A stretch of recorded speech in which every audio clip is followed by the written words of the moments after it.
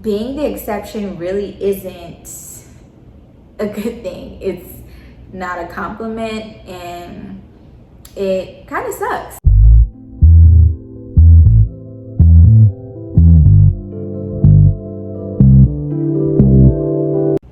Hey you guys, it's really been a whole month, super disrespectful, but I am back, you guys.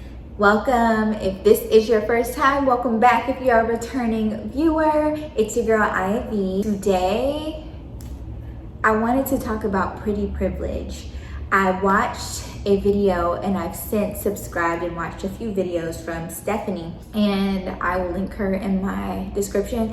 But she was talking about pretty privilege and how she's never really experienced it. And for a lot of women who have not experienced pretty privilege, they gave their viewpoints on it as well, and they felt seen. And I loved that she did that, because I think oftentimes we feel like we are alone in certain circumstances, and being able to be vulnerable, I really commend her, because she was able to show other girls that like she's experienced it too. For me, however, it's been interesting in that I have experienced the pretty privilege that she has described. However, I feel like I've experienced pretty privilege in terms of being the exception.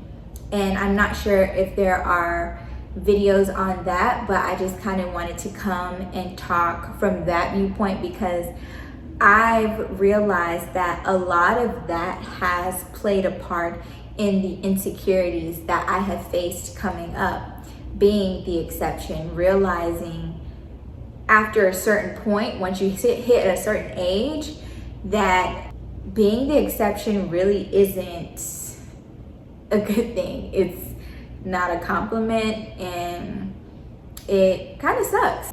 So for me, I grew up pretty confident. I came from a household where my mom and dad constantly, boosted me and my sister's confidence by reminding us of how beautiful and smart and cool we were. They allowed us to experience new things, try out new things, figure out what we like and we don't like.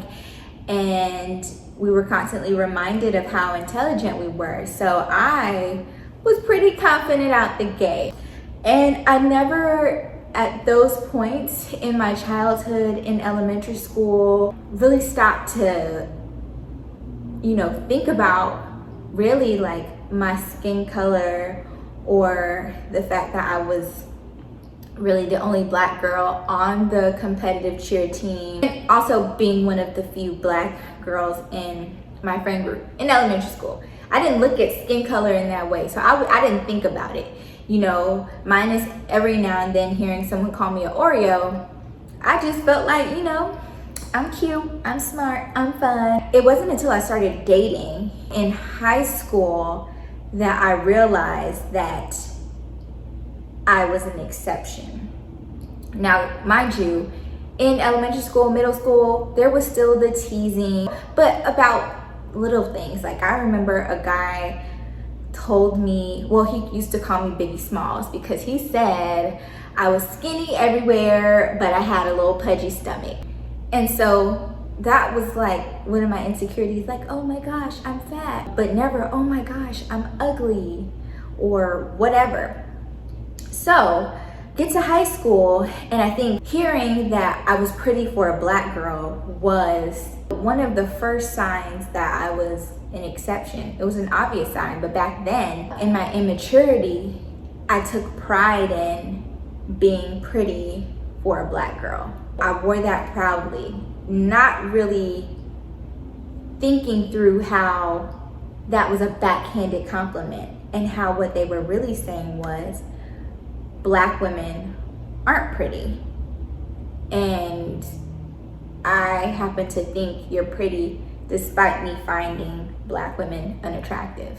It was bad for me, because not taking offense to being the exception landed me in relationships with people who constantly saw me as an exception, and for that reason never really valued me. And eventually that started to tear away at my confidence and self-esteem. I remember being in a relationship in high school. It was actually one of my first serious relationships, and I dated a guy. He was a black guy who told me that I was the first dark-skinned girl he had ever dated. Usually he dated mixed girls, light-skinned girls, or Hispanic girls. And at that time, I'm just like, in my 16-year-old mind, I'm like, I guess that means I'm really pretty. Like, you know, okay, cool. That must mean I'm special. And eventually he ended up playing me for the women that he actually like was into. He ended up dumping me and dating a mixed girl. And my not so intelligent self back then actually ended up giving this guy a chance again in college. He cheated on me with the same girl that he dumped me for in high school. But that's a completely different story. But I can tell you the reason why this point in my life is so important is that from that point in time, from me hearing him say that I was the first black girl or dark-skinned girl that he ever dated, none of the girls in his hometown or at his school and stuff were pretty or he found dateable that looked like me in terms of my complexion and my features, and then turning around and cheating on me with a mixed girl, that did eat at my self-esteem, and it made me hyper aware of the fact that I was the exception, and it didn't really matter. It didn't really matter. It wasn't a good thing, and it kind of made me feel like even being the exception wasn't enough. So fast forward, in college, post him, I did end up in another relationship, which ended up becoming the longest relationship I had been in. And it wasn't a colorist type of situation where he was like, oh, I only date light-skinned girls or whatever. But it was one of those things where I started to feel like the exception again. And in this relationship, it ate at me even more. For this guy, or for this particular boyfriend, he said that he typically only dated super skinny girls. Coming out of undergrad, I was now done cheerleading. I cheerleaded from the age 8 up until my early 20s into college.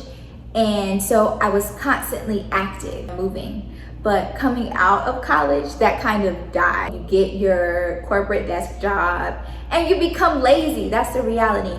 And although I'm not a big girl, I did start becoming thicker and thicker. And so hearing him say those things, or even hearing him say that, you know, if I gained a significant amount of weight, he wouldn't be attracted to me and wouldn't want to be with me anymore, that tore at my self-esteem.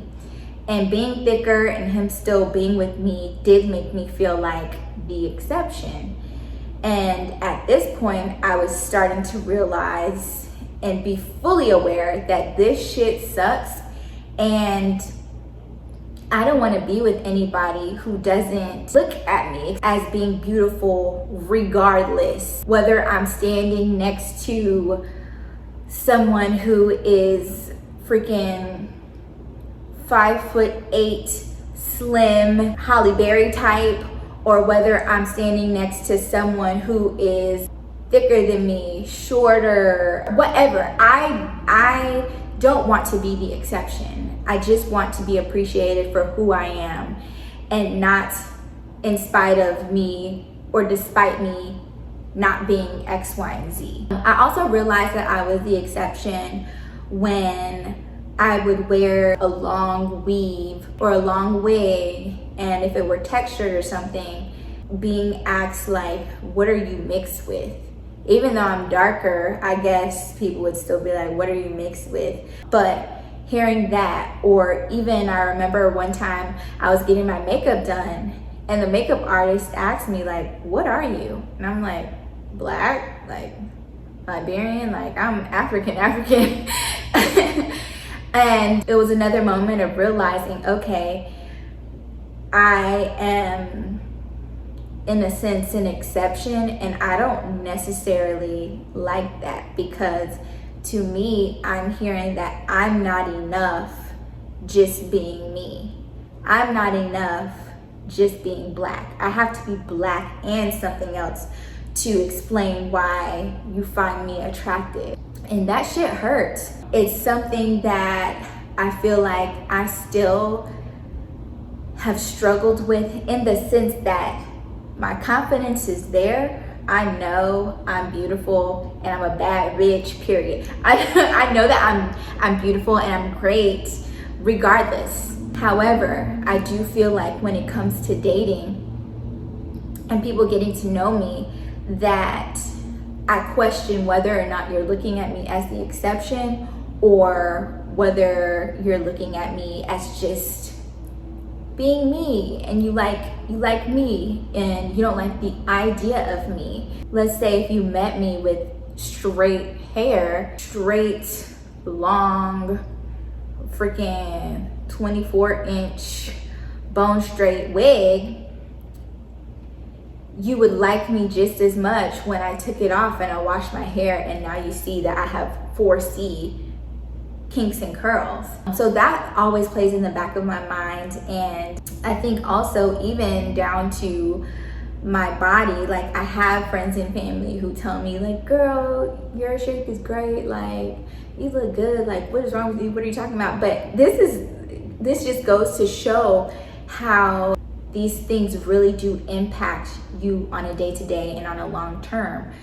Because I feel like I always struggled in a sense with body dysmorphia, because I was called Biggie Smalls when I was in middle school, and then also dating a guy who made me feel a lot bigger than I actually was. That did play a part in how I viewed myself, and it made me feel like I did need to lose weight and I do need to be skinnier, and I'm still working through that. So yeah, there's bad sides to both, right? So not receiving privilege, i.e. not getting hit on constantly, not getting offered drinks, on one hand not feeling seen, and then on the other hand, when you are receiving privilege, not truly feeling valued for who you are, facing harassment, being followed, feeling objectified. There are negatives to both sides, and I think we should all continue to have the conversation around it. Once again, for me, even receiving pretty privilege, my gosh, that's a tongue twister.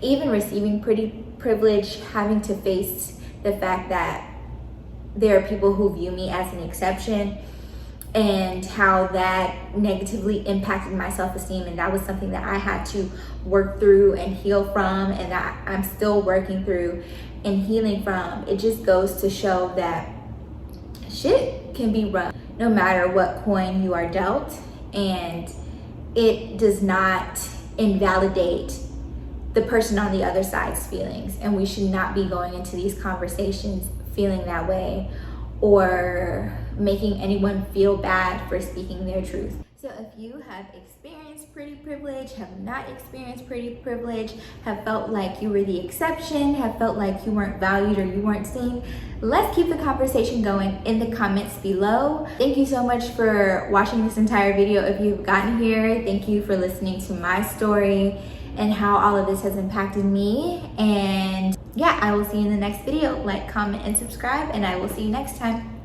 Bye.